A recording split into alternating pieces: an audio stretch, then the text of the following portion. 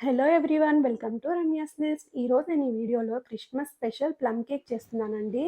Plum cake కోసం ఈ విధంగా డ్రై ఫ్రూట్స్ని తీసుకొని కట్ చేసుకున్నాను. బాదం, జీడిపప్పు, వాల్నట్స్ ఈ మూడింటిని ఈ విధంగా కట్ చేసుకొని ఒక బౌల్లో వేసేసుకున్నాను.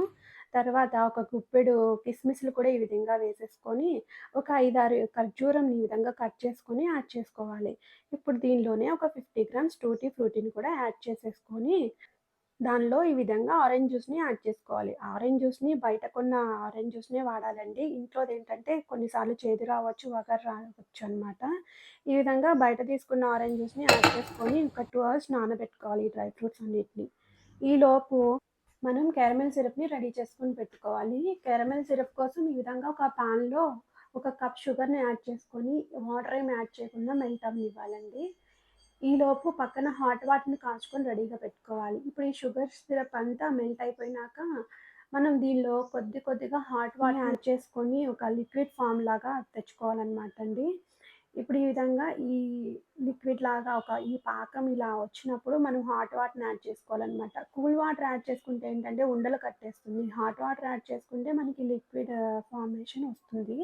సో, అందుకని ఈ విధంగా హాట్ వాటర్‌ని యాడ్ చేసుకుంటూ సిరప్‌ని రెడీ చేసుకొని పక్కన పెట్టుకోవాలి. ఇప్పుడు ఒక మిక్సింగ్ బౌల్ తీసుకొని దానిలో 1 ½ కప్ మైదా పిండిని యాడ్ చేసుకోవాలి. ఈ 1 ½ కప్ మైదా పిండికి 1 ½ టేబుల్ స్పూన్ బేకింగ్ పౌడర్, అదేవిధంగా 1 టేబుల్ స్పూన్ బేకింగ్ సోడాని యాడ్ చేసుకోవాలనమాట. ఇప్పుడు దీనిలో మనం రెడీ చేసి పెట్టుకున్న క్యారమెల్ సిరప్‌ని కూడా వేసేసుకోవాలి. క్యారమెల్ సిరప్ చల్లారినాక వేసుకోవాలండి. అది గుర్తుపెట్టుకోండి. ఇప్పుడు మనకి 2 అవర్స్ పాటు నానిన ఈ డ్రై ఫ్రూట్స్ అన్నిటిని కలిపేసుకొని నీట్‌గా మిక్స్ చేసుకొని పెట్టుకోవాలి. ఇప్పుడు ఇది బాగా గట్టిగా వచ్చింది కదా! ఈ బ్యాటర్. ఇప్పుడు దీనిలో కొద్దిగా మిల్క్ యాడ్ చేసుకోవాలండి. మనకి మామూలు కేక్ బ్యాటర్ కన్నా గట్టిగానే ఉంటుందనమాట ఈ ప్లమ్ కేక్ బ్యాటరు. ఇప్పుడు దీనిలోనే ఎసెన్స్‌ని కూడా యాడ్ చేసుకోవాలి.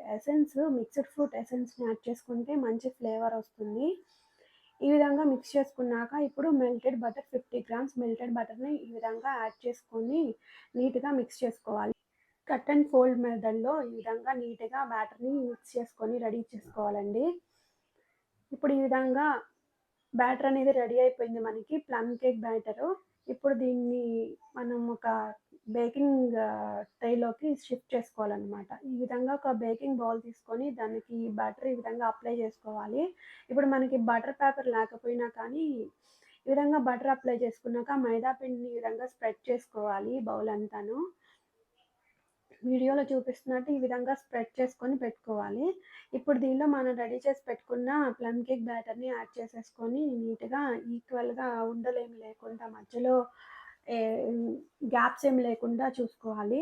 ఈ విధంగా షిఫ్ట్ చేసుకున్నాక దీనిలో ఈ విధంగా ట్యాప్ చేసుకుంటే ఒకసారి నీట్‌గా స్ప్రెడ్ అవుతుంది మొత్తం.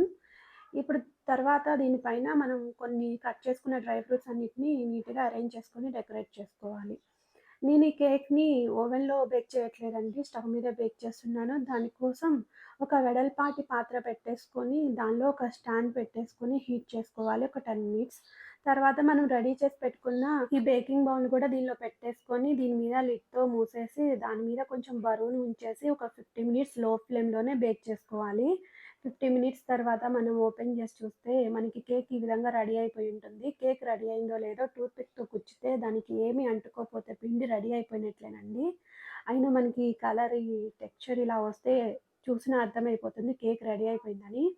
ఇప్పుడు దీన్ని మనం ఈ విధంగా చాక్‌తో అంచుల్ని తీసుకుంటూ ఈ విధంగా ట్రాన్స్‌ఫర్ చేసుకోవాలి. చాలా ఈజీగా వచ్చేసింది కదా! మనం బేకింగ్ పేపర్ వాడకపోయినా కానీ నీట్‌గా వచ్చేసింది. అండ్ ఇది చాలా ఫ్లఫీగా కూడా వచ్చింది. ఈ ఫ్రూట్ కేక్ పిల్లలకైతే చాలా బాగా నచ్చుతుంది. అండ్ హెల్తీ కూడా. ఇంట్లో ఉన్న ఇంగ్రీడియెంట్స్ యూజ్ చేసి చేసుకున్నాం కదా! మీరు కూడా ఈ క్రిస్మస్‌కి తప్పకుండా ట్రై చేసి మీకు ఎలా వచ్చిందో నాతో షేర్ చేసుకోండి కామెంట్ బాక్స్‌లో. అండ్ ఈ వీడియో గనుక మీకు నచ్చినట్లయితే లైక్ చేయండి, షేర్ చేయండి, సబ్స్క్రైబ్ చేసుకోండి. Thank you for watching.